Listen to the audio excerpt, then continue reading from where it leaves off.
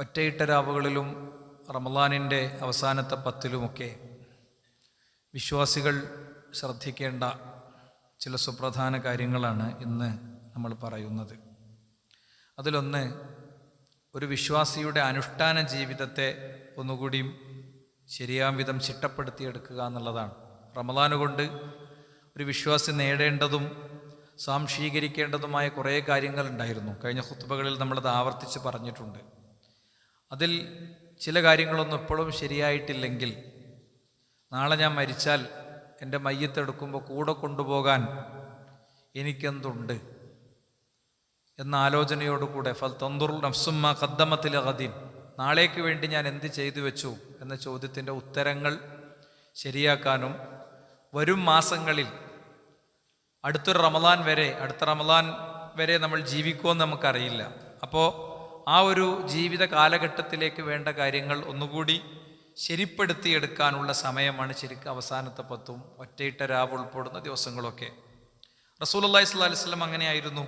കാന റസൂലുള്ളാഹി സ്വല്ലല്ലാഹി അലൈഹി വസല്ലം യജ്തഹിദു ഫിൽ അശർ അൽ അവാഖിർ മാ ലാ യജ്തഹിദു ഫി ഗൈരിഹി. മറ്റ് റമളാനിലെ ദിവസങ്ങളെക്കാളും പ്രവാചകൻ മറ്റൊരു ദിവസവും കഠിനാധ്വാനം ചെയ്യാത്ത അത്ര റസൂലുള്ളാഹി സ്വല്ലല്ലാഹു അലൈഹി വസല്ലം തങ്ങൾ കഠിനാധ്വാനം ചെയ്തിരുന്നു എന്നാണ്. അനുഷ്ഠാനത്തിൻ്റെ കാര്യത്തിലും വിശ്വാസത്തിൻ്റെ കാര്യത്തിലൊക്കെ പലരും പല തട്ടിലായിരിക്കും ഉണ്ടാവുക. എന്തായാലും ഈ ഒരു റമളാൻ കൊണ്ട് ഇങ്ങനെ ഒരു പുതിയ സ്റ്റെപ്പ് ഞാൻ വെച്ചു, ഇങ്ങനെ ഒരു പുതിയ അവസ്ഥയിലേക്ക് ഞാൻ ഉയർന്നു എന്ന് നമുക്ക് ആശ്വസിക്കാനും സന്തോഷിക്കാനുമുള്ള വക ഈദുൽ ഫിത്തറിൻ്റെ ദിവസം അത്തർ പുരട്ടി ഈദ്ഗാഹിലേക്ക് പോകുമ്പോൾ നമുക്കുണ്ടാകണം. അത്തർ പുരട്ടി ഈദ്ഗാഹിലേക്ക് എത്തുമ്പോഴും ഏലസും ഐക്കല്ലും ഉറുക്കുമടങ്ങുന്ന ഒരുപാട് ബന്ധനങ്ങളുടെ മാനസികാവസ്ഥയിൽ നിന്ന് നമ്മൾ മോചിതരായിട്ടില്ലെങ്കിൽ അള്ളാഹു അക്ബർ പറയാൻ യോഗ്യരാവുകയില്ല എന്നതാണ് ഏറ്റവും വലിയ നഷ്ടം. അള്ളാഹു അക്ബർ, അള്ളാഹ് ഏറ്റവും വലിയവനാണ് എന്ന് വിശ്വസിക്കുന്ന, എന്ന് ബാങ്കുലി മുഴക്കുന്ന, എന്ന നിലപാട് സ്വീകരിക്കുന്ന, ആവേശം വരുമ്പോൾ അത് ഉറക്കെ പറയുന്ന ഒരു വ്യക്തിക്ക് അദ്ദേഹത്തിൻ്റെ ജീവിതത്തിൽ ആ വിശ്വാസം ഉള്ളിൽ ഉൾക്കൊണ്ടുകൊണ്ട് അവനവൻ്റെ കാര്യം നേടാനും സ്വന്തം കാര്യങ്ങൾ ശരിയാക്കാനും പടച്ചോ മതി എന്നതിന് പകരം പടപ്പുകളിലേക്ക് പോകുന്ന അവസ്ഥ ഉണ്ടായിക്കൂടാ. അനുഷ്ഠാനങ്ങളിലാണെങ്കിൽ നിസ്കാരം ഞാൻ ശരിപ്പെടുത്തി, എൻ്റെ എല്ലാ വക്തും ഈ അവസാനത്തെ പത്തോടു കൂടെ ക്ലിയറായി, അത് ഞാൻ ജമാഅത്ത് നിസ്കാരത്തിൻ്റെ രീതിയിലേക്ക് കൊണ്ടുപോയി എന്നൊക്കെ ചിന്തിക്കാൻ നമുക്ക് പറ്റണം. മഹാപണ്ഡിതന്മാരുടെ ചരിത്രങ്ങൾ വായിക്കുമ്പോൾ ഷെയ്ഖ് ഇബ്നുൽ ഖയ്യിം റഹിമഹുള്ള പറയാണ്, ഹളർത്തു ഷെയ്ഖുൽ ഇസ്ലാം ഇബ്നു തൈമിയ്യ മറത്തൻ സല്ലൽ ഫജർ, സ്വലാത്തുൽ ഫജറിൻ്റെ സമയത്ത്, സുബഹി നമസ്കാരത്തിൻ്റെ സമയത്ത് ഷെയ്ഖുൽ ഇസ്ലാം ഇബ്നു തൈമിയ്യ റഹിമഹുള്ളൻ്റെ അടുക്കൽ ഞാൻ പോയി. അദ്ദേഹത്തെ ഞാൻ കണ്ടു. സുമ്മ ജലസ യദ്കുറുല്ലാഹ തആല ഇലാ ഖരീബിൻ മിൻ നിസ്ഫിൻ നഹാർ. അദ്ദേഹം ആ അവസാനത്തെ 10 ദിവസങ്ങളിൽ ളുഹ്ർ സ്വല വരെ അദ്ദേഹം അദ്കാറുകളിൽ മുഴുകി. എന്നിട്ട് അദ്ദേഹം പറയാം, സുമ്മ ഇൽതഫത ഇലയ്യ വഖാൽ, എന്നിട്ട് എൻ്റെ അടുത്തേക്ക് തിരിഞ്ഞിട്ട് പറഞ്ഞു, ഹാദിഹി ഖദ്വതി. അവസാനത്തെ 10 മാത്രമല്ല, എൻ്റെ പ്രഭാതം പൊതുവെ ഇങ്ങനെയാണ് അവസാനിക്കുക. വലൗലം അതഖദ്ദ ഹാദൽ ഗദാഇ ലസഖതത് ഖുവതി. ഈ ഒരു പ്രഭാതത്തിൽ ഈ ഒരു രീതിയിലുള്ള അന്നപാനം ഞാൻ നടത്തിയിട്ടില്ലെങ്കിൽ, അല്ലെങ്കിൽ ഈ ഒരു രീതിയിൽ എൻ്റെ പ്രഭാതത്തിൽ ഞാൻ കൊണ്ടുപോയിട്ടില്ലെങ്കിൽ എൻ്റെ എല്ലാ ശക്തിയും ചോർന്നു പോകും. അദ്ദേഹത്തിൻ്റെ ശക്തി എന്താ നിങ്ങൾ ആലോചിച്ച് നോക്ക്. ഇസ്ലാമിക ചരിത്രം എടുത്താൽ നമുക്ക് കിട്ടും. 1000 ശക്തിയോടെ നമുക്ക് പറയാൻ കഴിയുന്ന ധീരമായൊരു ചരിത്രമുണ്ട്. തർത്താരികൾ മുസ്ലിം സമൂഹത്തെ ഇഞ്ചിഞ്ചായി വെട്ടി നുറുക്കിയിരുന്ന കാലം. ഈ മിമ്പറിൽ നിന്ന് പലപ്പോഴും ഞാൻ ആ പദപ്രയോഗം നടത്തിയിട്ടുണ്ട്. വായനയ്ക്കിടയിൽ എന്നെ അത്രയും സ്വാധീനിച്ചതാണ്. ഷെയ്ഖുൽ ഇസ്ലാമിനെ കുറിച്ച് പറയുമ്പോൾ ആ വാക്ക് പറയാതെ പോകാറില്ല. എന്താ, ഒരു താർത്താരിയായ പട്ടാളക്കാരനൊരു മുസ്ലിമിനെ കണ്ടിട്ട് നീ ഇവിടെ നിന്നോ, അനങ്ങരുത്, നിന്നെ കൊല്ലാളെ വാള് ഞാൻ എടുക്കാൻ പോകണമെന്ന് പറഞ്ഞാൽ അയാൾ ഇങ്ങനെ നിന്നൊടുക്കും പേടിച്ചിട്ട്. അവസാനം താർത്താരി വന്ന് വെട്ടി താഴെയിടും. ഒന്നും ചെയ്യാൻ ആർക്കും കഴിയാത്ത കാലത്ത് ഷെയ്ഖുൽ ഇസ്ലാം പേന കൊണ്ടും നാവ് കൊണ്ടും വാളുകൊണ്ടും യുദ്ധം നയിച്ചു. അത്ര ശക്തി അദ്ദേഹത്തിനുണ്ടായിരുന്നു. അതുകൊണ്ട് തന്നെ നമ്മളൊക്കെ ശ്രദ്ധിക്കണം, ആവുന്ന അത്ര ചെയ്യാന്നുള്ളതാണ്. നോക്കൂ, നിങ്ങൾ ജയിലിൽ കിടക്കുമ്പോൾ ഷെയ്ഖുൽ ഇസ്ലാം ഇബ്നു തൈമിയ്യ റഹിമഹുല്ല വെള്ളിയാഴ്ച ദിവസങ്ങളിൽ ജുമാഅക്ക് പോകാൻ വേണ്ടി വസ്ത്രം മാറ്റും. വസ്ത്രം മാറ്റിയിട്ട് അദ്ദേഹം ഗേറ്റിൻ്റെ അതുവരെ വരും. പട്ടാളക്കാരനോട് പറയും, എനിക്ക് പള്ളിയിൽ പോകണം, ഇന്ന് ജുമാഅയാണ്. അപ്പോൾ ഷെയ്ഖിനെ ഏറെ ബഹുമാനിക്കുന്ന, ഷെയ്ഖിൻ്റെ പ്രവർത്തനങ്ങൾ കണ്ട് ജീവിതം തന്നെ പരിവർത്തിക്കപ്പെട്ട അവിടുത്തെ ജയിൽ ഉദ്യോഗസ്ഥർ പറയും, ഷെയ്ഖേ നിങ്ങളെ വിടാൻ ഞങ്ങൾക്ക് വകുപ്പില്ലല്ലോ. അപ്പോൾ അദ്ദേഹം ചിരിച്ചിട്ട് പറയും, സാരല്ല, ഇത്ര ദൂരം ഞാൻ വരിക എന്നുള്ളത് എൻ്റെ കടമയാണ്. ഇവിടെ നിന്ന് അങ്ങോട്ട് വിടുക എന്നുള്ളത് ഭരണാധികാരിൻ്റെ കടമയാണ്. ഭരണാധികാരി എങ്ങാനും വിട്ടിട്ടുണ്ടായിരുന്നെങ്കിലോ, എനിക്ക് ജുമാ കിട്ടിയിട്ടില്ലെങ്കിലോ, നമ്മൾ പൊതുവെ ചെയ്യാൻ പറ്റാത്തതിനെ കുറിച്ച് ആലോചിക്കുക, ചെയ്യാൻ സാധിക്കണതിനെ കുറിച്ചല്ല. ഈ ജുമാ ദിവസം ഇവിടെ ഇരുന്ന് ഈ വെള്ളിയാഴ്ച പ്രതിജ്ഞ എടുക്കുക. എന്താ, വെള്ളിയാഴ്ച ഞാൻ ഇനി ജുമാ തുടങ്ങണതിൻ്റെ ഒരു 3 മിനിറ്റ് മുമ്പെങ്കിലും ഞാൻ വരും. ഞാൻ എല്ലാവരെയും കണ്ടിട്ടാണ് പറയണത്. 10 മണിക്ക് തന്നെ അവിടെ വന്നിരിക്കാൻ പറ്റിയവരുണ്ട്. ഒരു 3 മിനിറ്റ് മുമ്പെങ്കിലും ഞാൻ വരും. അതിന് വേണ്ട ക്രമീകരണം ഞാൻ ചെയ്യും. അങ്ങനെ ഒരു പ്രതിജ്ഞകൾ എടുത്തു നോക്ക്. അത് ജീവിതത്തിൽ ഉണ്ടാക്കുന്ന പരിവർത്തനം ചെറുതല്ല. ഇമാമ് മെമ്പറിൽ കയറിയാൽ പിന്നെ എന്തു ചെയ്യും? ഇത് രേഖപ്പെടുത്തണം. നമ്മളെയൊക്കെ പേര് രേഖപ്പെടുത്തുന്ന 2 മലക്കുകൾ ഈ വാതിൽക്ക് നിന്നിട്ടുണ്ട്. അവർ 7 മടക്കിയിട്ട് ഇവിടെ ഇരിക്കുന്നുണ്ട്. ഹദീസ് പ്രകാരമാണ് ഞാൻ പറയണത്, പ്രമാണപ്രകാരമാണ് ഞാൻ പറയണത്. അവരെൻ്റെ ഹുത്തുബ കേൾക്കുന്നുണ്ട്, അവരിതിന് സാക്ഷിയാകുന്നുണ്ട്. പരലോകത്തവർ സാക്ഷിയാണ്, അല്ലേ? വളരെ അശ്രദ്ധമായി അലസമായി കൈകാര്യം ചെയ്യുന്ന ചില സുഹൃത്തുക്കളോടാണ് ഞാനിത് പ്രത്യേകിച്ച് പറയണത്. അതാർക്കാന്ന് ഓർക്കും എനിക്ക് മനസ്സിലാവും. വല്ലാഹി ഞാൻ എൻ്റെ വാജിബ് നിർവഹിക്കുകയാണ്. അതുകൊണ്ട് നമ്മൾ അനുഷ്ഠാനങ്ങളിൽ നമുക്കിപ്പോഴുള്ള കുറവൊക്കെ ഒന്ന് ചിട്ടപ്പെടുത്താനുള്ള ദിവസങ്ങൾ. അത് ഡ്രസ്സ് എടുത്ത് ആകെ കൂട്ടാനുള്ള ഡ്രസ്സ് വല്ലവരും എടുക്കാൻ ബാക്കിയിട്ടുണ്ടെങ്കിൽ ഇന്നാണ് പോയി എടുക്കുക കേട്ടോ, ഇന്നാണ് പോയി എടുക്കുക. ഈ അങ്ങാടി കൂടെ തെണ്ടണേ ഒരു സ്വഭാവത്തേക്ക് കാര്യങ്ങൾ പോകരുത്. നോക്കൂ നിങ്ങൾ, നമ്മളെ സംബന്ധിച്ചിടത്തോളം നമുക്ക് പകർത്താവുന്ന കാര്യമാണ്. ഇപ്പം ഈ പള്ളിയിൽ കുറച്ചധികം ആളുകളെ ഞാൻ കാണുന്ന ഒരു സുന്നത്താണ്. എന്തറിയോ? മൻ സല്ലൽ ഗദാത ഫീ ജമാഅത്തിൻ, ജമാഅത്തായിട്ട് സുബഹി നിസ്കരിച്ചു. സുമ്മ ഖഅദ യദ്കുറുല്ലാഹ ഹത്താ തത്ലുഉ ശംസ്, സൂര്യോദയം വരെ 32 പിന്നെ ഉദയം വരെ അയാൾ അവിടെ കാത്തു നിന്നു. സുമ്മ സല്ലാ റകഅത്തൈനി, പിന്നെ 2 റകഅത്ത് നിസ്കരിച്ചു. കാനത്തു ലഹു ക അജ്രി ഹജ്ജത്തിൻ വ ഉംറത്തിൻ, ഹജ്ജിൻ്റെയും ഉംറൻ്റെയും കൂലി അവർക്കുണ്ട്. അപ്പോൾ ഉള്ളിൽ നമ്മളാ കൊണസ്റ്റ് ബുദ്ധി ഇങ്ങനെ ആലോചിക്കും, അതിപ്പോൾ എന്താ അവിടെ പോയി 5-10 ലക്ഷം ചെലവാക്കി ചെയ്യണേ, ഹജ്ജിൻ്റെയും ഉംറൻ്റെയും കൂലി കിട്ടുന്നോ? ഇത് തയ്യാളി പറയണേ, അല്ലേ? എന്നോട് ദഹിക്കാത്ത ഹദീസ്, ദഹിക്കാത്ത മനസ്സ് ചിലപ്പോൾ എവിടെന്നെങ്കിലും പകർന്ന് കിട്ടിയിട്ടുണ്ടെങ്കിൽ ഉള്ളിൽ കത്തും. അത് പടച്ചോൻ കണ്ടതുകൊണ്ടാണ് പടച്ച റബ്ബ് വഹിയിലൂടെ തിരുത്തിയത്. എന്താണ് റസൂലുള്ള പറഞ്ഞു, താമത്തൻ താമത്തൻ താമത്തൻ, ഫുള്ള് കൂലി കിട്ടും. അപ്പൊ നമുക്ക് പകർത്താവുന്ന ഒരു കാര്യമാണത്. എല്ലാവർക്കും അല്ല, എല്ലാ ദിവസവും അല്ല. അവസാനത്തെ 10 എല്ലാ ദിവസവും ചെയ്യാൻ ശ്രമിക്കുക. പിന്നെ വരും ദിവസങ്ങളിൽ പറ്റണ എല്ലാ ദിവസവും ചെയ്യുക. ചില ദിവസവും ചെയ്യാൻ പറ്റിക്കൊള്ളുന്നില്ല. സ്ഥിരമായി ചെയ്യുന്ന കാര്യമാകുമ്പോൾ ചെയ്യാൻ പറ്റാത്ത ദിവസത്തിന്റെ കൂലി പടച്ചോനെടുത്ത് തരും. അപ്പൊ ഞാൻ ഈ പറഞ്ഞ പോയിന്റ് നിങ്ങൾക്ക് ക്ലിയർ ആയിട്ടുണ്ടാവും ഞാൻ വിചാരിക്കണേ.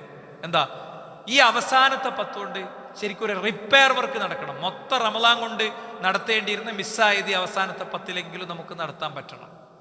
നിങ്ങൾ നോക്ക്, മഹാപണ്ഡിതന്മാർ പറയാണ്, ഇപ്പൊ ജമാഅത്തൊക്കെ ശരിക്കും നിർവഹിക്കണം. ഞാൻ ഉൾപ്പെടെയുള്ള നമ്മുടെ പല സുഹൃത്തുക്കളും കേട്ടോ, ഞാൻ അങ്ങനെ തന്നെ പറയാണ്. എന്താണ്, മക്കസ്തു 40 സനത്തൻ, ഞാൻ 40 വർഷം ലം തഫുത്നി അത്തക്ബീറത്തുൽ ഊല, എനിക്ക് 40 കൊല്ലം ഒന്നാമത്തെ തക്ബീർ കിട്ടിയിട്ടില്ല. ജമാഅത്ത് നിസ്കാരത്തിലൊക്കെ നമ്മളൊക്കെ പാഞ്ഞു വരുമെങ്കിലും തക്ബീറത്തുൽ ഊല കിട്ടാറുണ്ടോ? ഇതൊരു ചോദ്യമാണ്. അപ്പൊ തക്ബീറത്തുൽ ഊല കിട്ടാതിരിക്കാൻ ഉദറുണ്ടെങ്കിൽ പടച്ചോൻ തന്നോളും. പക്ഷേ നമ്മൾ പരമാവധി ശ്രമിക്കുക. എനിക്ക് ഒന്നാമത്തെ തക്ബീർ കിട്ടിയിട്ടുണ്ട്. ഇല്ലാ യൗമൻ വാഹിദൻ, ഒരു ദിവസം 40 കൊല്ലത്തിൻ്റെ ഇടയ്ക്ക് ഒരു ദിവസം എനിക്ക് പോയി. അന്ന് എന്നാണത്? മാതത് ഫീഹി ഉമ്മി, എൻ്റെ ഉമ്മ മരിച്ച ദിവസം. എൻ്റെ ഉമ്മ മരിച്ച ദിവസം എനിക്ക് ഒന്നാമത്തെ തക്ബീർ പോയി എന്നാണ്. അപ്പോൾ ഈ പണ്ഡിതന്മാരും ഈ പ്രബോധകന്മാരും ഈ വലിയ മനുഷ്യന്മാരും ഒക്കെ കടന്നു പോണേ ആ കവാടത്തിലൂടെ സ്വർഗത്ത് കിടക്കണമെങ്കിൽ നമ്മൾ കുറച്ചും കൂടിയും കഷ്ടപ്പെടേണ്ടി വരും. അതുകൊണ്ട് ഞാൻ ഇന്ന് മരിക്കുമെന്ന മനസ്സോടു കൂടെ അവസാനത്തെ 10 നമ്മൾ പ്രവേശിക്കുക. 1. രണ്ടാമത്തെ കാര്യം എന്താ അറിയോ? ഇഅ്തികാഫ് ചെയ്യുക എന്നുള്ളതാണ്. ഇഅ്തികാഫ്, ഭജനം ഇരിക്കുക എന്ന് മലയാളത്തിൽ പറയും. നമ്മളെന്നും ഓതുന്ന സൂറത്താണ്, അല്ലേ? നമ്മളെന്നും ഓതുന്ന സൂറത്താണ്. ആ സൂറത്ത് അങ്ങനെ ഓതിപ്പോവുക എന്നല്ലാതെ അത് ജീവിതാക്കിയിട്ടുണ്ടോ? അതിനെക്കുറിച്ച് ആലോചിച്ചിട്ടുണ്ടോ? ലൈലത്തുൽ ഖദ്രി ഖൈറും മിൻ അൽഫി ശഹർ, 1000 മാസങ്ങളെക്കാൾ പുണ്യമുള്ളത്. 1000 മാസങ്ങൾ എന്ന് പറയുമ്പോൾ 83 വർഷം 4 മാസം എന്ന് പറഞ്ഞാൽ ആ ലൈലത്തുൽ ഖദ്ർ യോജിച്ചു വരുന്ന ഒരു ദിവസം ഒരു വ്യക്തി ചെല്ലുന്ന ഒരു ദിക്റിന് 83 കൊല്ലവും 4 മാസവും ഒരാൾ ദിക്ർ ചൊല്ലിയ കൂലി കിട്ടുന്നു. അന്ന് നിസ്കരിക്കണ 2 റക്അത്തിന് 83 കൊല്ലവും 4 മാസവും, അല്ലെ? പടച്ചോൻ അങ്ങനെ കൊല്ലം കണക്കാക്കി പറഞ്ഞിട്ടില്ല. നമുക്കിത് മനസ്സിലാകാൻ വേണ്ടി പറയാണ്. അൽഫ ഷഹർ എന്നാണ് അള്ളാഹുവിൻ്റെ ഖുർആൻ നടത്തിയ പ്രയോഗം. അപ്പോൾ അത് നമുക്കൊന്ന് വ്യക്തത വരാൻ വേണ്ടി പറയാണ്. അപ്പം ആ രീതിയിൽ നമുക്ക് പുണ്യം ലഭിക്കുന്ന അത്രയും മഹത്തരമായ ദിനങ്ങൾ. പക്ഷേ സഹോദരന്മാരെ, നമ്മൾ അത് എത്രത്തോളം ശ്രമിച്ചിട്ടുണ്ട്? റസൂലുള്ളാഹി സ്വല്ലല്ലാഹു അലൈഹി വസല്ലം തങ്ങൾ പറഞ്ഞു, തഹറൗ ലൈലത്തുൽ ഖദ്ർ ഫിൽ അശ്റിൽ അവാഖിർ മിൻ റമളാന. റമളാൻ മാസത്തിലെ അവസാനത്തെ 10 നിങ്ങൾ ലൈലത്തുൽ ഖദ്റിനെ പ്രതീക്ഷിക്കണം, ലൈലത്തുൽ ഖദ്റിന് വേണ്ടി ശ്രമിക്കണം. റസൂലുള്ളാഹി സ്വല്ലല്ലാഹു അലൈഹി വസല്ലം ആദ്യം നോമ്പുകാലം മുഴുവനാണ് ശ്രമിച്ചത്. കാന സ്വല്ലല്ലാഹു അലൈഹി വസല്ലം യഅ്തകിഫു യൽതമിസുഹ. പ്രവാചകൻ അങ്ങനെ പ്രതീക്ഷിച്ചുകൊണ്ട് ഇഅ്തികാഫ് ഇരിക്കാറുണ്ടായിരുന്നു. ഇന്നി അഅ്തകഫ്തു അൽ അശ്റൽ അവാഖിർ അൽതമിസുഹു ഹാദിഹിൽ ലൈല സുമ്മ അഅ്തകഫ്തു അൽ അശ്ർ അൽ ഔസത്ത്. ഞാൻ ആദ്യം തുടക്കത്തിൽ തന്നെ ആദ്യത്തെ 10 തന്നെ ശ്രമിച്ചു, പിന്നെ മധ്യത്തെ 10 ശ്രമിച്ചു, പിന്നെയാണ് എനിക്ക് അറിയിക്കപ്പെട്ടത് എന്താ, ഇന്നഹാ ഫിൽ അശ്ർ അൽ അവാഖിർ, അത് അവസാനത്തെ 10ലാണ്. നമ്മളെ സംബന്ധിച്ചിടത്തോളം അത് അവസാനത്തെ 10ലാണ് എന്ന് മാത്രമല്ല പറഞ്ഞത്, അത് അതിലെ ഒറ്റയിട്ട രാവുകളിലാണ് വരിക എന്നും കൂടി പറഞ്ഞു തന്നു. എത്ര വലിയ സ്നേഹമാണ് പഠിച്ചത് നമ്മളോട് ചെയ്തത്. ഇനി അതിലൊന്നും കൂടി പറഞ്ഞു, 23 പ്രത്യേകം പറഞ്ഞു, 25 പ്രത്യേകം പറഞ്ഞു, 27 നല്ലോണം പറഞ്ഞു, 29 പറഞ്ഞു. കൂടുതൽ ആഴത്ത് പറഞ്ഞത് 25ഉം 27ഉം 29 ഒക്കെയാണ് അല്ലേ? പക്ഷേ എന്നാലും സഹോദരന്മാരെ, നമുക്കതിലേക്ക് എത്താൻ പറ്റുന്നുണ്ടോ? പ്രവാചകൻ സല്ലല്ലാഹു അലൈഹി വസല്ലം തങ്ങൾ എന്താ ചെയ്തത്? പ്രവാചകൻ സല്ലല്ലാഹു അലൈഹി വസല്ലം മരണം വരെ അത് തുടർന്നു. കാന യഅ്തകിഫു അൽ അശ്റ അൽ അവാഖിറ മിൻ റമളാന ഹത്താ തവഫാഹുല്ലാഹ്. അള്ളാഹു അദ്ദേഹത്തിനെ വഫാത്താക്കുന്ന ആ സമയം വരെ അത് തുടർന്നു. സുമ്മ അഅ്തകഫ അസ്വാജുഹു മിൻ ബഅദിഹി. പിന്നെ പ്രവാചകന്റെ പത്നിമാരും അതിനുശേഷം ഇഅ്തികാഫ് ഇരുന്നു. നബിക്ക് മാത്രം പ്രത്യേകമായതല്ല, അത് നമുക്കെല്ലാവർക്കും ബാധ്യതപ്പെട്ടതാണ് എന്ന് അതിൽ നിന്ന് കിട്ടുകയാണ്. ഇനി പ്രായമൊക്കെ കൂടുമ്പോൾ കുറച്ച് തളർച്ചയൊക്കെ വരുമ്പോൾ അല്ലേ, അള്ളാഹുവിൻ്റെ റസൂൽ എന്താ ചെയ്തത്? കാന നബി സല്ലല്ലാഹു അലൈഹി വസല്ലം യഅ്തകിഫു ഫീ കുല്ലി റമളാന 10 അയ്യാം. എല്ലാ റമളാനിലും 10 ദിവസം നബി ഇരുന്നു. ഫലമ്മ കാനൽ ആമുൽ ലദീ ഖുബിള ഫീഹി. പ്രവാചകൻ വഫാത്തായ വർഷത്തിൽ യഅ്തകഫ 20 യൗമ. പ്രവാചകൻ 20 ദിവസം ഇരുന്നു, കൂടുതലിരുന്നു. അപ്പോൾ ആയുസ് കുറഞ്ഞു വരികയാണ് എന്നറിയുമ്പോൾ നമ്മൾ പരിമിതിയിലേക്ക് പോകുകയല്ല വേണ്ടത്, ഒരിക്കലും പരിമിതിയിലേക്ക് പോകുകയല്ല വേണ്ടത്. വിശ്വാസി ഒരിക്കലും ഇതിനെ അവഗണിക്കാതിരിക്കുകയാണ് വേണ്ടത്. നമുക്ക് എങ്ങനെയാണോ പറ്റുക അങ്ങനെ ചെയ്യുക. നോക്കൂ നിങ്ങൾ, ശൈഖുൽ ഇസ്ലാം ഇബ്നു തൈമിയ്യ പറയാണ്, വൈദാ കാനൽ അംറു ഹാകദാ. കാര്യങ്ങൾ ഇങ്ങനെയാകുമ്പോൾ പ്രവാചകൻ ഇത്രയൊക്കെ ചെയ്ത സ്ഥിതിക്ക് ഫയംബഗി അൻ യതഹറഹൽ മുഅ്മിൻ ഫിൽ അശ്റ അൽ അവാഖിർ ജമീഇഹി.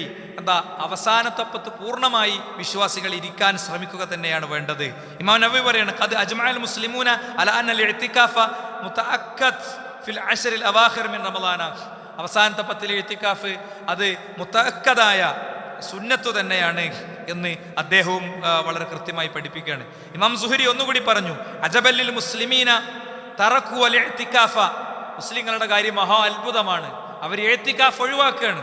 എന്താ, മഅന്ന നബി സല്ലല്ലാഹു അലൈഹി വസല്ലം തറക്കഹു മുൻദു ഖദിമൽ മദീന ഹത്താ ഖബലഹു അല്ലാഹു അസ്സ വജല്ല. പ്രവാചകൻ മദീനയിൽ വന്നത് മുതൽ വഫാത്ത് വരെ ഒഴിവാക്കാത്തൊരു കാര്യമാണ്. എന്നിട്ട് മുസ്ലിം സമുദായം ഇത് ചെയ്യുന്നില്ല. ആയുസ്സിൽ ഒരു ദിവസം പോലും ഇരിക്കാത്തവരുണ്ടാവും അല്ലേ, അത് പരിഗണിക്കാത്തവരുണ്ടാകും, അതൊട്ടും ശ്രദ്ധിക്കാത്തവരുണ്ടാകും. ഒരിക്കൽ പോലും എന്താ തടസ്സം? എനിക്ക് വീട്ടിൽ ഉണ്ടാകൽ നിർബന്ധമാണ്. വീട്ടിൽ കുട്ടികളും മക്കളൊക്കെ ഒന്നിച്ചാണ്. ശരി, ഈ റമളാൻ കഴിഞ്ഞ് പെരുന്നാളും കഴിഞ്ഞ് 3-ാം ദിവസം നമ്മൾ മരിച്ചാൽ പിന്നെ വീട്ടിൽ ഭാര്യക്കാരുണ്ടാകുക, കുട്ടിയക്കാരുണ്ടാകുക. ഓരോരുത്തർ പറയുന്ന ന്യായമാണത് അല്ലേ? അല്ലെങ്കിൽ പറയും എനിക്ക് ഉറക്കൊഴിവായാൽ ഭയങ്കര പ്രശ്നമാണ്.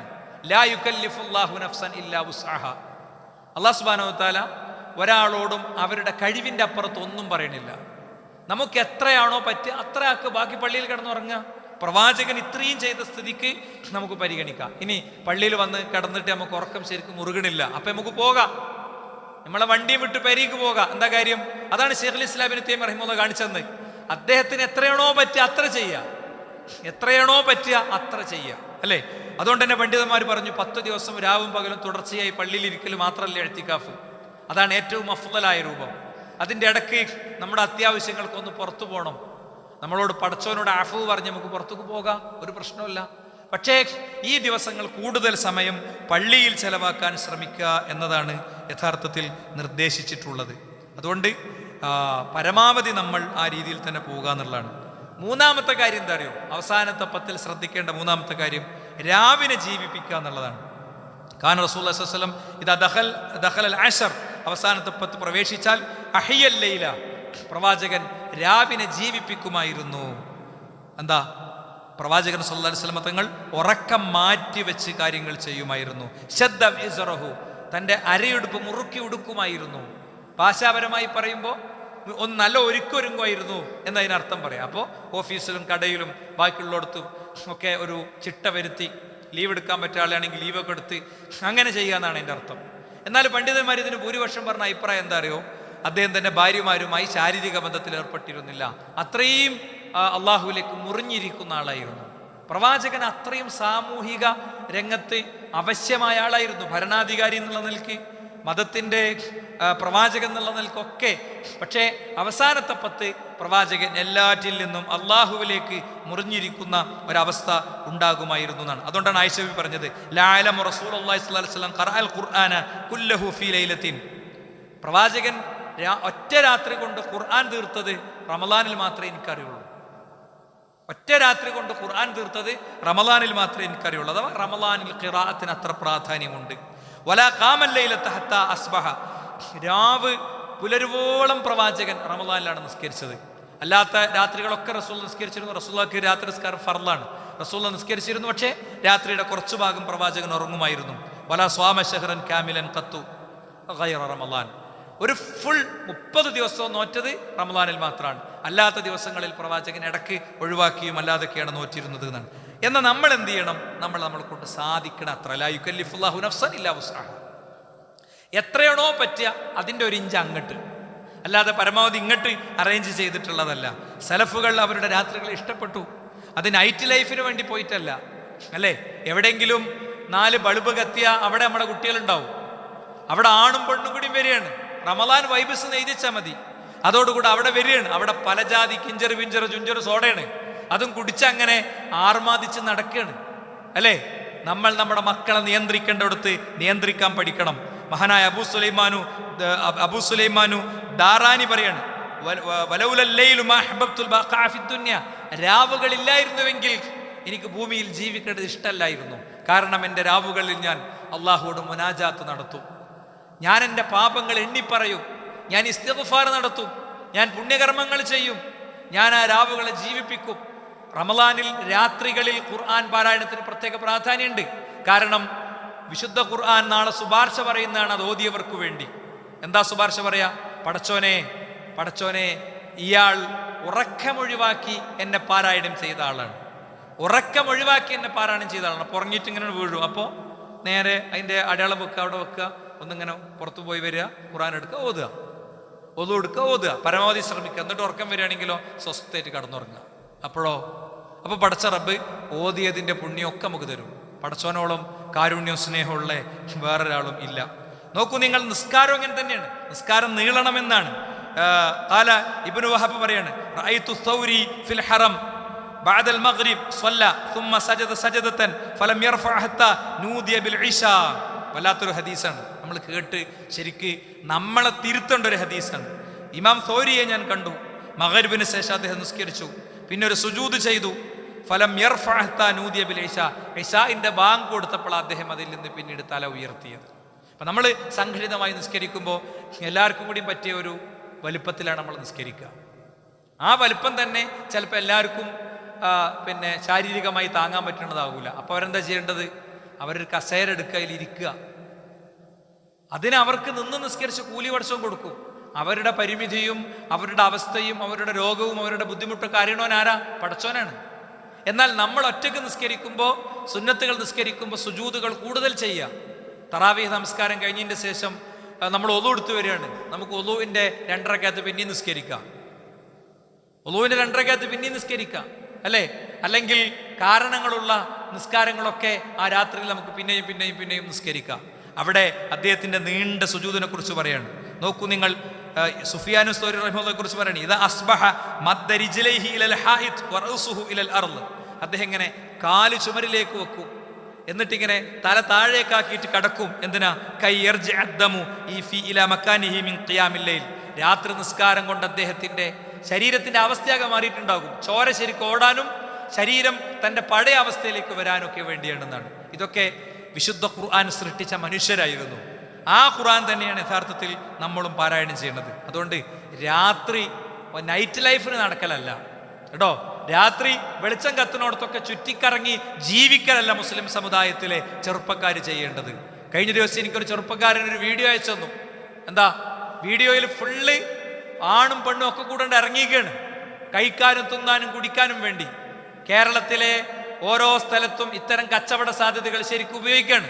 എന്നിട്ട് മറുനാടനും മലയാളിയും അല്ലാത്തവനൊക്കെ അതിൻ്റെ പേരിൽ വീഡിയോ ചെയ്ത് മുസ്ലിം സമുദായത്തിൻ്റെ നെഞ്ചത്തേക്ക് ആക്രമിക്കുകയാണ് അല്ലേ.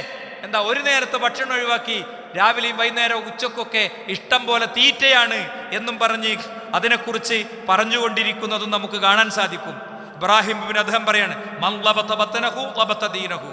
വയറിനെ ഒതുക്കി നിർത്തിയോൻ ദീനിനെ ഒതുക്കി നിർത്തി. വമൻ മലക ജുഅഹു മലക്കൽ അഖ്ലാഖ സ്വാലിഹ. ആരാണോ വിശപ്പിനെ നിയന്ത്രിക്കാൻ പഠിച്ചത് അവന് സൽസ്വഭാവങ്ങളുടെ സമ്പന്നത ഉണ്ടാകും. വഇന്ന മഅസിയത്തുല്ലാഹി ബഈദത്തുൻ മിനൽ ജാഇ ഖരീബത്തുൻ മിന ശഅബാൻ. വയറ് നിറച്ച് ഏമ്പക്കം വിടുന്നവൻ, തെറ്റു ചെയ്യുന്നത്ര പട്ടിണി കിടക്കണോൻ, വിശപ്പിന്റെ വില അറിയണോൻ പാപം ചെയ്യുകയില്ല എന്നാണ്. വയറ് നിറച്ച് ഊർക്കം വലിച്ച് ഫുൾ ടാങ്ക് ആക്കി നടക്കണോന്റെ ഹൃദയത്തെ അവൻ മരിപ്പിക്കുകയാണ്. അവിടെ നിന്നാണ് ഈ പൊട്ടിച്ചിരിയും കോമഡി അഭ്യാസവും പരിപാടിയും ഒക്കെ കയറി വരുന്നത്. ദുന്യാവ് ഇഷ്ടവും ദീന് അലർജിയുമായി മാറുന്നത്. എത്ര കേട്ടാലും കാതിലേക്ക് കയറാതെ പോകുന്നത്, തിരുത്താൻ പറ്റാതെ വരുന്നത്, ഒരുപാട് തവണ ആവർത്തിച്ച് കേട്ട കാര്യവും തിരുത്താൻ കഴിയാതെ പോകുന്നത്. അവസാനം മലക്കുൽ മൗത്ത് വരുമ്പോ ആർത്ത് നിലവിളിച്ചു പോകേണ്ടി വരുന്നത്, മയ്യത്തും കൊണ്ട് ആളുകൾ ഏറ്റിപ്പോകുമ്പോ എന്നെ കൊണ്ടോകല്ലേ എന്നെ കൊണ്ടോകല്ലേ എന്ന് നിലവിളിക്കേണ്ടി വരുന്നത് അവർക്കാണ് എന്ന് കൃത്യമായി രേഖപ്പെടുത്തപ്പെടുകയാണ്. അതുകൊണ്ട് സഹോദരന്മാരെ, അങ്ങനത്തെ നൈറ്റ് ലൈഫും പരിപാടിയും ഇത് അവസാനത്തേക്ക് എത്തുമ്പോൾ ഉള്ള ചുറ്റിക്കറങ്ങലും പരിപാടിയൊക്കെ നമ്മളൊന്ന് ശ്രദ്ധിച്ച് വേണ്ട ക്രമീകരണങ്ങൾ ആ ഒരു വിഷയത്തിൽ ഉണ്ടാകുക എന്നുള്ളത് ഏറ്റവും പ്രധാനപ്പെട്ട കാര്യമാണ്. ഇനി നോക്കൂ നിങ്ങൾ, മറ്റൊരു കാര്യം എന്താ അറിയോ? മറ്റൊരു കാര്യം നമ്മൾ സജീവാക്കുക എന്നുള്ളതോടൊപ്പം തന്നെ മൂന്നാമത്തെ കാര്യം കുടുംബത്തെ കൂടി സജീവാക്കുക എന്നുള്ളതാണ്. ഐഖള അഹ്ലഹു. പ്രവാചകൻ സല്ലല്ലാഹു അലൈഹി വസല്ലം തങ്ങൾ തൻ്റെ അഹ്ലിനെ വിളിച്ചുണർത്താറുണ്ടായിരുന്നു എന്നു തന്നെ നമുക്ക് ഹദീസിൽ കാണാം. ഐഖള അഹ്ലഹു. ഒരുപാട് പണ്ഡിതന്മാരുടെ ഇബാറത്ത് ഞാൻ എടുത്തു വെച്ചിട്ടുണ്ട്, ഒക്കെ കൂടെ വായിക്കണില്ല. അവരൊക്കെ അവരുടെ കുട്ടികളെ വിളിച്ചുണർത്തും, അവർക്ക് സാധിക്കണത്ര ചെയ്യും. പള്ളിയിൽ കുട്ടികളായിട്ട് വരുമ്പോൾ നമ്മൾ കുട്ടികൾക്ക് ശരിക്ക് ഒരു ഗൈഡ് ലൈൻ കൊടുക്കണം.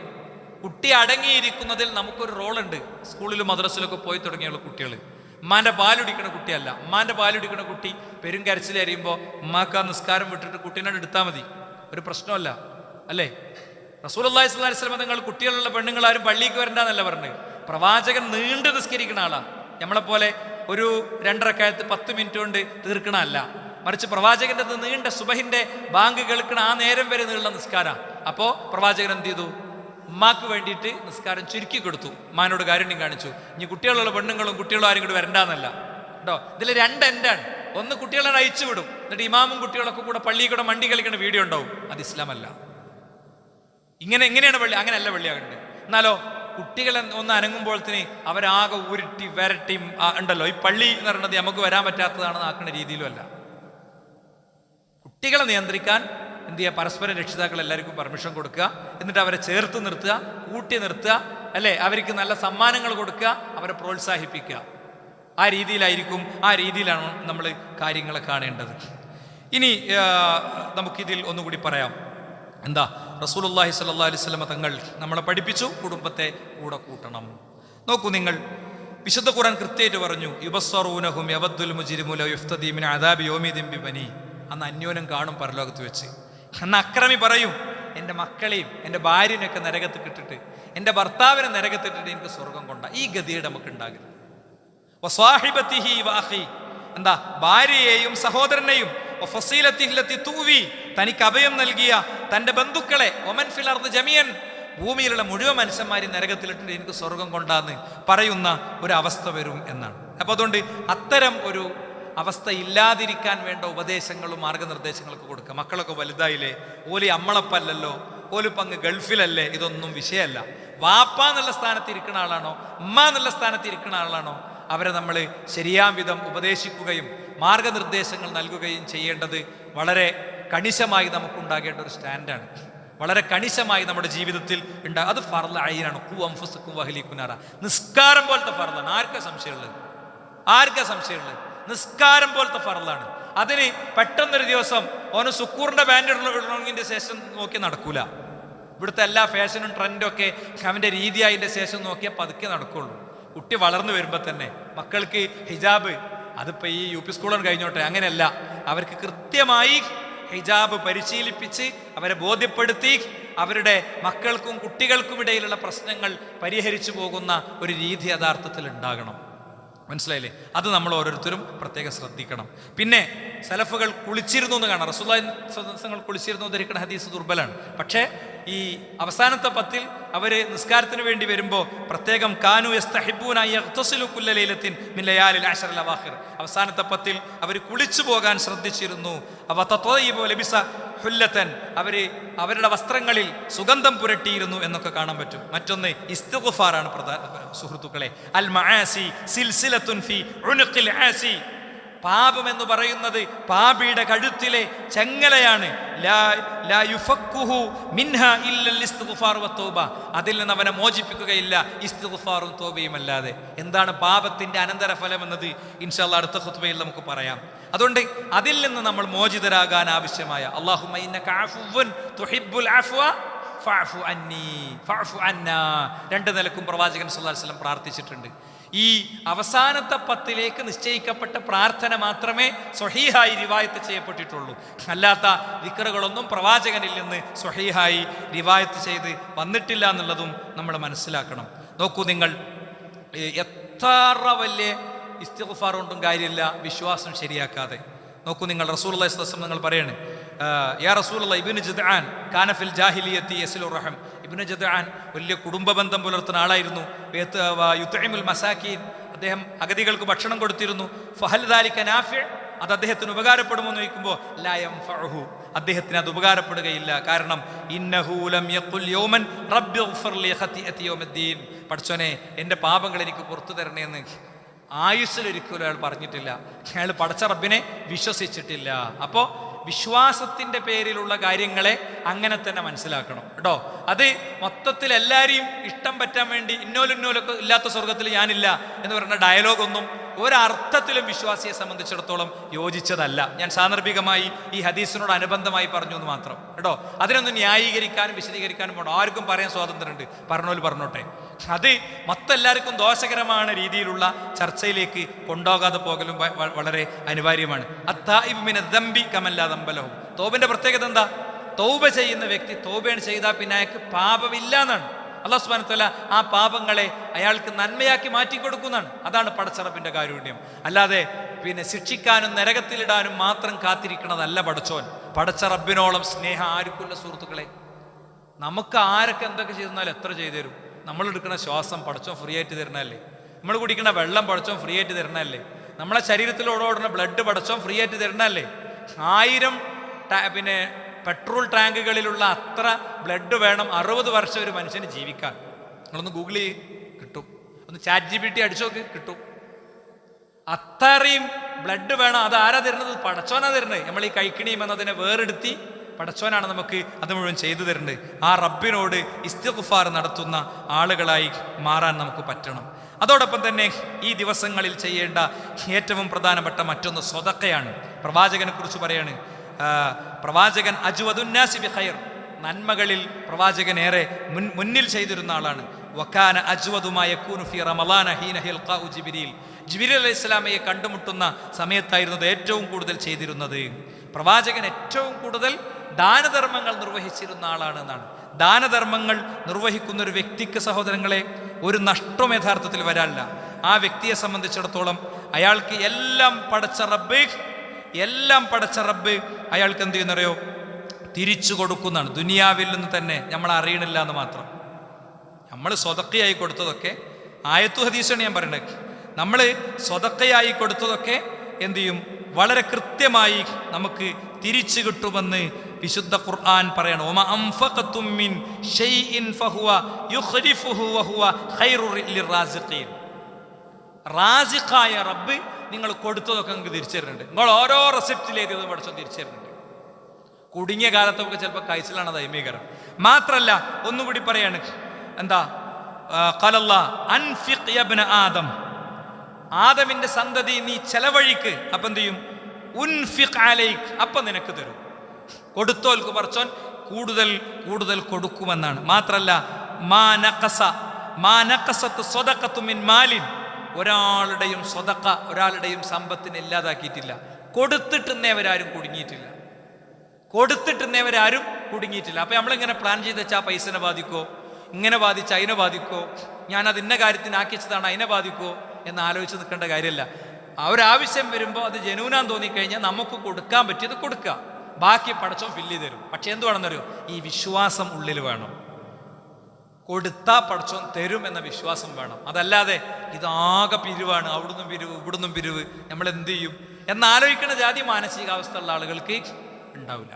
ഇപ്പം ഈ റമളാൻ മാസത്തിൽ നമുക്കൊരു ബൈപ്പാസ് സർജറി വേണ്ടി എന്ന് നമ്മൾ പൈസ ഇവിടുന്ന് എടുക്കുക അല്ലേ? ഇവിടെ ബൈപ്പാസ് കഴിഞ്ഞ പലരും ഇരിക്കുന്നുണ്ട്. അള്ളാഹു അവർക്കൊക്കെ സുരക്ഷിതത്വം കൊടുക്കുമാറാവട്ടെ.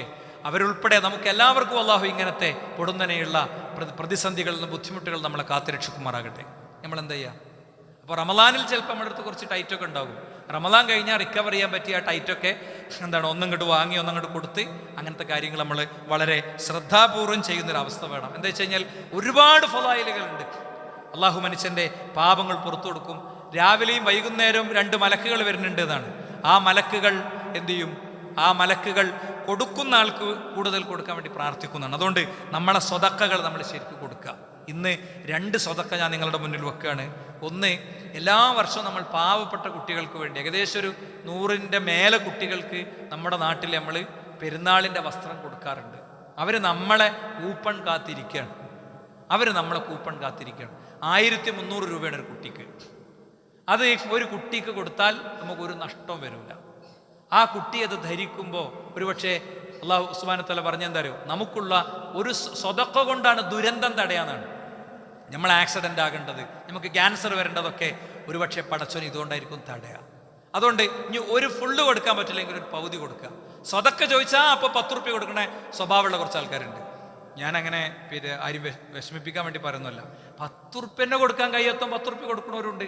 പക്ഷേ മുന്നിലുള്ള ബക്കറ്റിനെ മൈൻഡ് ചെയ്യാൻ കഴിയാത്തവരുണ്ട്. എന്നാലോ ചാരിറ്റി കാര്യങ്ങളിൽ ചോദിച്ചാൽ എടുത്തു കൊടുക്കും. പള്ളിക്കും വേറെല്ലാം ചോദിച്ചാലോ കൊടുക്കൂല. അതൊക്കെ നമ്മൾ എഡിറ്റ് ചെയ്യേണ്ട കാര്യമാണ് കേട്ടോ. അതിനെന്ത് പ്രാധാന്യം ഉണ്ടോ അതിൻ്റെ ഇരട്ടി പ്രാധാന്യത ഉണ്ട്. അതൊരു ഇമോഷണൽ വിഷയമാണ്. അതൊരു ഖതീബൻ പറയാണ് നമ്മൾ ഇങ്ങനെ കൊടുക്കണം, നമ്മൾ ട്യൂബിൻ്റെ പൈസയാണ് കൊടുക്കണം എന്ന് പറയുമ്പോൾ വേഗം ഇട്ട് കൊടുക്കുന്നുണ്ട് നമ്മൾ അല്ലേ? ഇത് അവിടെ എത്ര ചാരിറ്റിൻ്റെ ലെറ്റർ എനിക്ക് കിട്ടിയാണ് നോക്കി നിങ്ങൾ. ഖതീബ് സലഫി മസ്ജിദ് എന്ന് പറഞ്ഞിട്ട് വന്നതാണ് ഇത് മുഴുവൻ. അപ്പം ഇതൊക്കെ നമുക്ക് പരിഗണിക്കാനുള്ളതാണ്, ചെയ്യാനുള്ളതാണ്, വലിയ യാതൊരു സംശയവുമില്ല. അപ്പം അതുകൊണ്ട് നമ്മൾ എന്ത് ചെയ്യുക? അത് കൊടുക്കുക. ഇന്നത്തെ നമ്മുടെ സ്വതക്ക കഴിഞ്ഞ ആഴ്ച പറഞ്ഞ പോലെ ജാമിഅൽ ഹിന്ദിനുള്ളതാണ് എന്നതുകൂടി ഞാൻ നിങ്ങളെ സാന്ദർഭികമായി ഓർമ്മിപ്പിക്കുകയാണ്. അള്ളാഹു നമ്മിൽ നിന്ന് സ്വീകരിക്കുമാറാകട്ടെ.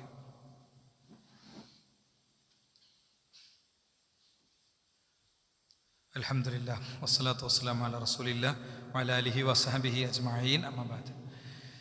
അള്ളാഹുവിൻ്റെ വിധിവിലക്കുകൾ ജീവിതത്തിൽ പാലിക്കണമെന്ന് ഒരിക്കൽ കൂടി ഉണർത്തുകയാണ്. റമളാൻ ആയതുകൊണ്ട് ഞാനൊരു 6-7 മിനിറ്റ് പൊതുവെ കൂടുതൽ എടുക്കാറുണ്ട്. അഫ്വാൻ ഇന്ന് കുട്ടികൾ ഇങ്ങനെ പരീക്ഷൻ്റെ ബുദ്ധിമുട്ടൊന്നുമില്ല എന്നുള്ളത് മനസ്സിലാക്കിക്കൊണ്ട് തന്നെയാണ് അത് ചെയ്യുന്നത്. സുഹൃത്തുക്കളെ, സക്കാത്ത് കണക്ക് കൂട്ടി കൊടുക്കേണ്ട സമയമാണ്.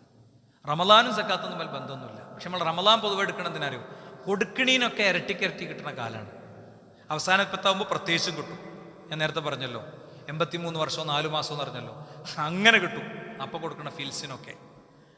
അപ്പോൾ അതുകൊണ്ടാണ് നമ്മൾ 2 കണക്കൂട്ടാൻ കുറച്ച് സുഖമാണ്. മറിച്ച് ഏപ്രിലാണോ മെയിലാണോ കൊടുത്തതെന്നുള്ള കൺഫ്യൂഷനൊക്കെ ഒഴിവാക്കാനേ. അതുകൊണ്ട് സക്കാത്ത് കൊടുക്കുക. എനിക്കൊന്നും സക്കാത്ത് ഉണ്ടാകില്ല എന്ന് തോന്നി എല്ലാവരും കണക്കൂട്ടുക. കാരണം സക്കാത്ത് ആർക്കാ ഉണ്ടാകുക? അടിസ്ഥാന ചെലവ് കഴിഞ്ഞ് 590 ഗ്രാം വെള്ളിയുടെ വില കയ്യിലുള്ള ആൾക്ക്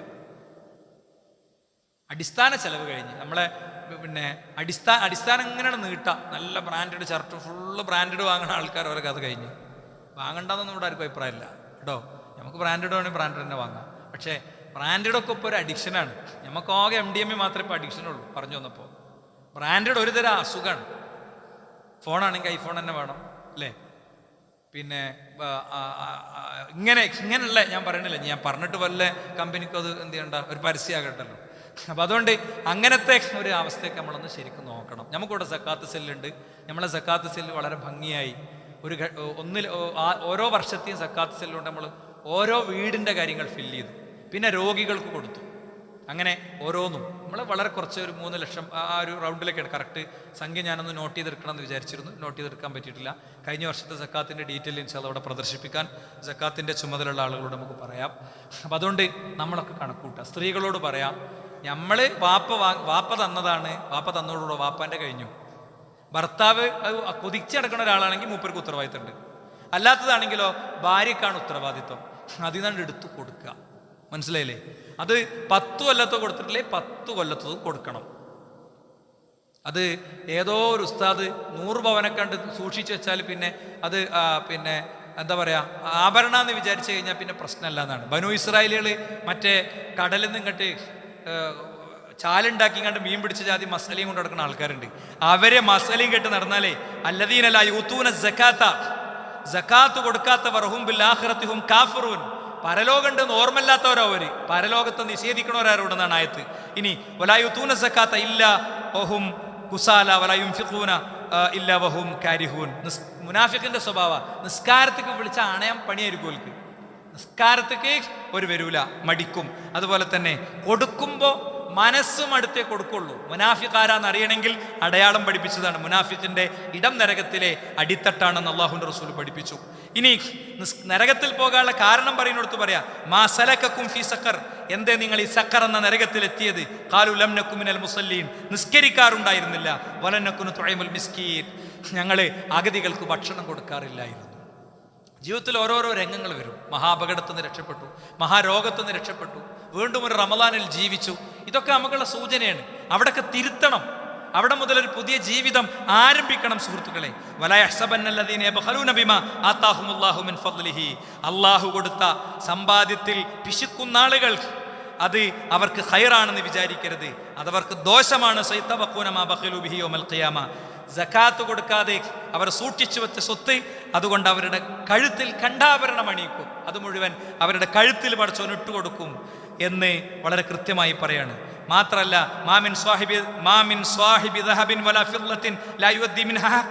സ്വർണത്തിന്റെ വെള്ളിയുടെ സക്കാത്ത് വീട്ടാത്ത ആളുകൾ അതവർക്ക് അതുകൊണ്ട് അവരുടെ ശരീരത്തിലെ മർമ്മഭാഗങ്ങളിൽ എന്ത് ചെയ്യും?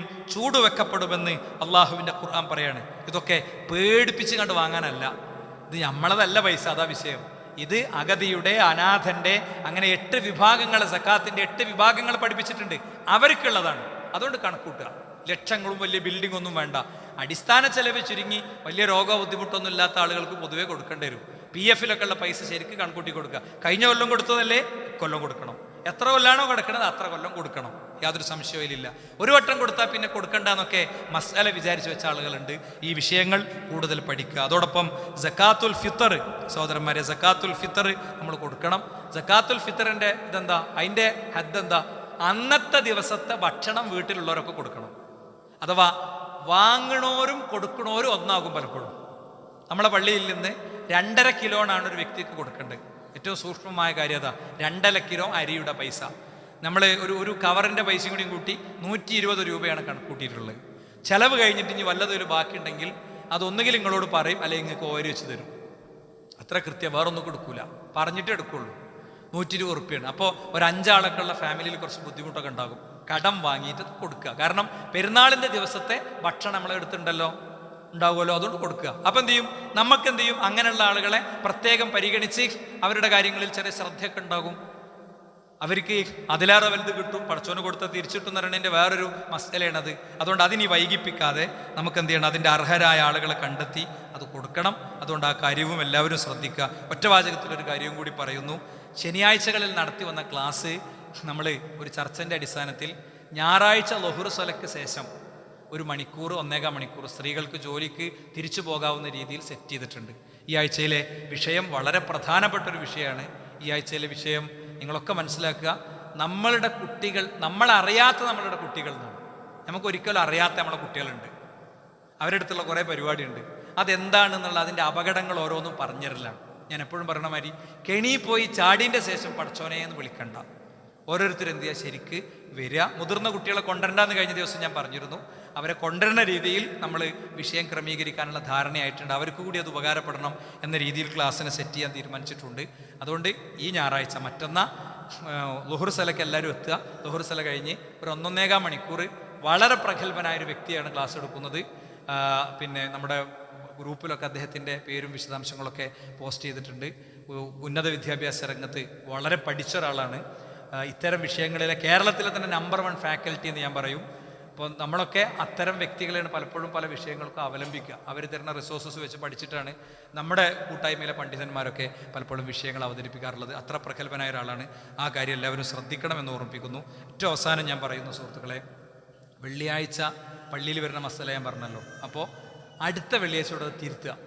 ഒരാൾ പോലും എന്ത് ചെയ്യരുത്, ഇന്ന് വൈകി വന്ന 1, 2, 3 ആളുണ്ട് അവരോട് എല്ലാം പറയണേ കേട്ടോ. നമുക്കറിയാം 12:40 നമ്മൾ തുടങ്ങല്. അപ്പോൾ അതിൻ്റെ മുമ്പ് ഇവിടെ പള്ളിയിൽ എത്തുന്ന രീതിയിൽ മൊത്തം ക്രമീകരിക്കാൻ ശ്രദ്ധിക്കണമെന്ന് കൂടി ഉപദേശിക്കുന്നു. അള്ളാഹു നമ്മിൽ നിന്ന് സ്വീകരിക്കുമാറാകട്ടെ. അവൻ്റെ മുഅ്മിനുകളിൽ, മുഖ്ലിസുകളിൽ, മുത്തഖീകളിൽ അവൻ നമ്മൾ ഉൾപ്പെടുത്തുമാറാകട്ടെ. ലാ ഇലാഹ ഇല്ലല്ലാഹ് എന്ന കലിമത്ത് തൗഹീദിനെ സാക്ഷാത്കരിക്കാനുള്ള തൗഫീഖ് അള്ളാഹു നൽകുമാറാകട്ടെ. ജീവിതത്തിൻ്റെ എല്ലാ മേഖലയിലും റബ്ബിനെ സൂക്ഷിക്കുന്നവരിൽ അവൻ നമ്മെ ഉൾപ്പെടുത്തുമാറാകട്ടെ. മാരകമായ രോഗങ്ങൾ അനുഭവിക്കുന്നവരുണ്ട്, ശാരീരിക പ്രയാസങ്ങൾ അനുഭവിക്കുന്നവരുണ്ട്, ശാരീരികമായ ചികിത്സകളുടെ മെഡിക്കൽ റിപ്പോർട്ടുകൾ കാത്തിരിക്കുന്നവരുണ്ട്. അവർക്കൊക്കെ അള്ളാഹു പൂർണ്ണമായി ശമനത്തെ കൊടുക്കുമാറാകട്ടെ. മാനസിക അസ്വസ്ഥതകളിൽ മക്കൾ കാരണം, മറ്റു സാമ്പത്തിക പ്രാരാബ്ധതകൾ കാരണം, രോഗം കാരണമൊക്കെ വ്യത്യസ്തമായ മാനസിക വ്യഥകൾ അനുഭവിക്കുന്നവരുണ്ട്. അവരൊക്കെ അള്ളാഹു അതിൽ നിന്ന് മോചിപ്പിച്ച് ഈ ദിവസങ്ങളുടെ പുണ്യങ്ങളുടെ മഹാത്മ്യം കൊണ്ട് അവരെ അള്ളാഹു സുബ്ഹാനഹു വ തആല സന്തോഷത്തിലേക്ക് എത്തിക്കുമാറാകട്ടെ. വിവാഹപ്രായമെത്തിയ കുട്ടികളുണ്ട്, അവർക്ക് അള്ളാഹു ഏറ്റവും സ്വാലിഹീങ്ങളായ ദീനിയായ വിവാഹങ്ങൾ എളുപ്പമാക്കി കൊടുക്കുമാറാകട്ടെ. കാഴ്ചപ്പാടിൽ പലതരം പ്രശ്നങ്ങളുള്ള മക്കളും പുതുതലമുറയുമുണ്ട്, അവർക്ക് ഏറ്റവും ശരിയായ ദിശയിലേക്ക് തിരിച്ചെത്താനുള്ള തൗഫീഖിനെ അള്ളാഹു നൽകുമാറാകട്ടെ.